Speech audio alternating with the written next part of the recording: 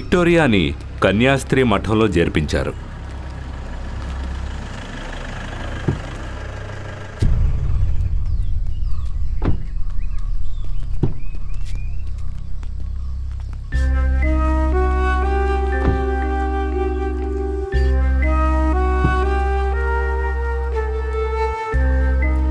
ప్రభువుకి తన జీవితం అంకితం.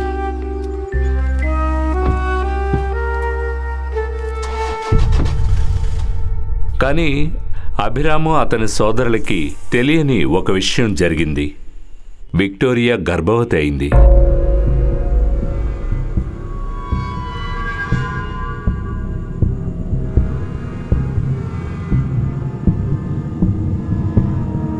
కన్యాస్త్రీ మఠంలో తన కూతురు గర్భవతి అయిన విషయాన్ని తెలుసుకొని ఆమె నాన్న సోదరులు తట్టుకోలేకపోయారు. పాత మెంటల్ హాస్పిటల్లో ఓ చోట ఆమెను దాచిపెట్టారు. 5 నెలల గర్భస్థ శిశువుని గర్భంలో ఉండగానే తీయించేశారు. వేరే కులపోడి బీజం ఉండకూడదని గర్భాశయాన్ని తీసేశారు.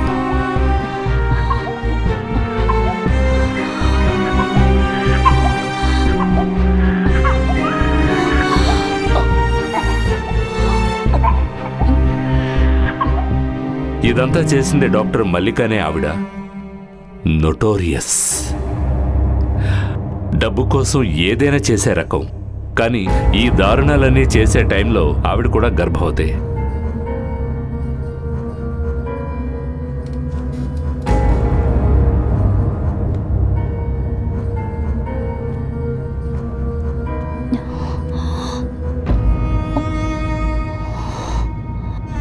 అప్పట్నుంచే విక్టోరియా పూర్తిగా పిచ్చిదైపోయింది. లేదు, ఇదంతా బయటికి తెలియకూడదని మత్తు మందులు ఇస్తూ మల్లికే విక్టోరియా పూర్తి పిచ్చిదయ్యేలా చేసింది.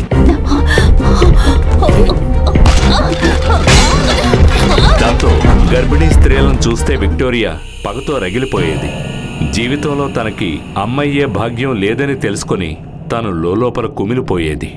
అది మాత్రమే కాదు, తనకు దొరకని ఆ సౌభాగ్యం ఇంకెవరికీ దక్కకూడదని తాను నిర్ణయించుకుంది. గర్భిణీ స్త్రీల మెడకోసి చంపే ఒక హంతకురాలిగా, మానసిక రోగిగా మారింది. తన మీద కరుణ చూపించిన ఆ దేవుణ్ణి కూడా ద్వేషించేది. సాతానికి సేవ చేసే ఒక రాక్షసిలా మారింది. ప్రభువుకి అంకితం చేయాల్సిన తన జీవితాన్ని సాతానికి దాసోహం చేసింది. మొదటిసారిగా విక్టోరియా గొంతు కోసి చంపింది గర్భవతిగా ఉన్న డాక్టర్ మల్లికని.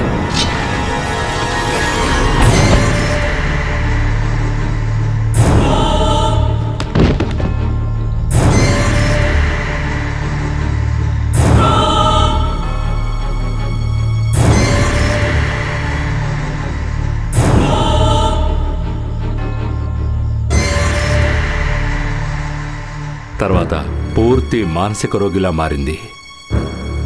ఒక రాత్రి వాళ్ళ నాన్న ఇంటికి నిప్పంటుకుంది.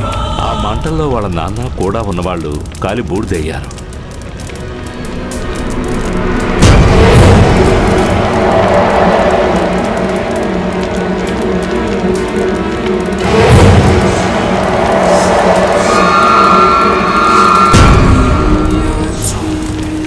ఈ మధ్యలో రైల్వే ట్రాక్ దగ్గర చిందరవందరగా పడున్న కన్యాస్త్రీ వస్త్రాలు ధరించిన ఒక స్త్రీ మృతదేహం విక్టోరియాదేనని పోలీసులు ఫైల్ క్లోజ్ చేశారు. కానీ చీకటి తర్వాత వెలుగొచ్చినట్టు గర్భిణీ స్త్రీల కోసం విక్టోరియా ఎదురు చూసేది, దారుణంగా చంపడానికి. ఇప్పుడు ఇది 3వసారి ఒక గర్భిణీ స్త్రీని హత్య చేయడం. పోలీసులు చెప్పిన వివరాల ప్రకారం ఒకే విధంగా హత్యలు చేసే వాళ్ళే ఈ హత్య చేసుంటారని అనుమానిస్తున్నారు. ఇదే విధంగా 2 సార్లు హత్యలు జరిగాయి. 2 సంవత్సరాల క్రితం డాక్టర్ మల్లికాని ఎలా చంపారో అదే విధంగా చంపారు. ఇది పోలీసుల సమాచారం. ఈ విక్టోరియా ఎంతకీ ఇంకా జీవించే ఉందా ఫాదర్? నాకు తెలీదు. కొద్ది రోజుల నుంచి నాకు తన గురించి ఏమీ తెలియలేదు. మరణించిందనే నా నమ్మకం. లేదంటే గర్భిణీలు చంపబడ్డారనే వార్తలు వచ్చేవి కదా.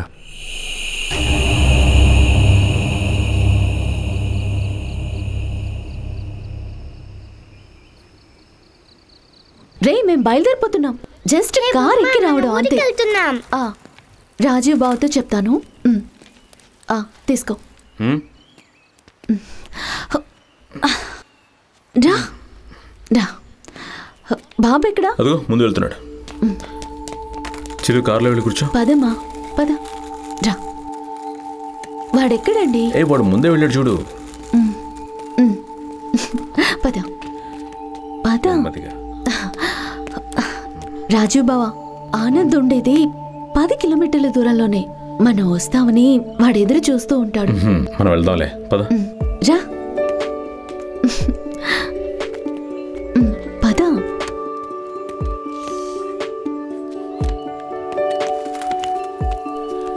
ట్రిప్ అంతా బాగా జరిగిందా సార్? చాలా బాగా జరిగింది. అవును సార్. పిల్లాడు ఎప్పుడు స్కేటింగ్ చేస్తాడా? చాలా బాగా చేస్తాడు. ఎక్కు, వెళ్ళి కార్లో కూర్చో. సార్ మళ్ళీ ఎప్పుడు వస్తారు? వస్తాంలే. ఈసారి వచ్చేటప్పుడు మాతో పాటు ఇంకో పర్సన్ వస్తాడు. సరే సార్. సరే సార్, థ్యాంక్ యూ. వెళ్దాం. బయలుదేరాం కదా.